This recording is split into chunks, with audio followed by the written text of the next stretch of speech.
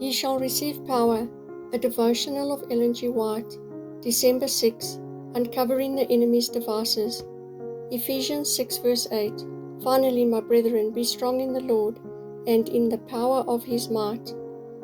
As a people, we are looking for the coming of the Lord in the clouds of heaven, and how carefully should we examine our hearts, that we may know whether or not we are in the faith.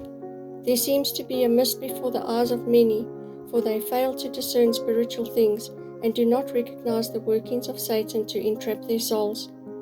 Christians are not to be slaves of passion, they are to be controlled by the Spirit of God. But many become the sport of the enemy, because when temptation comes, they do not rest in Jesus, but worry themselves out of his arms, and in perplexity lose all their faith and courage. They do not remember that Jesus has helped them out of difficulties in the past, that his grace is sufficient for the daily trials, and that he can help in the present trouble. We make failures in our little daily difficulties and allow them to irritate and vex us. We fall under them, and so make stumbling blocks for ourselves and others.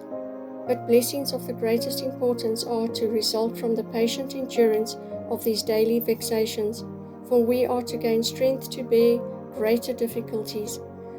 Satan will press upon us the most severe temptations, and we must learn to come to God in any and every emergency.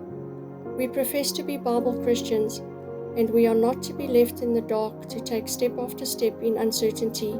We are to know where we are going. We cannot be in darkness if we are following Christ as our leader, for he says, "He that followeth me shall not walk in darkness, but shall have the light of life."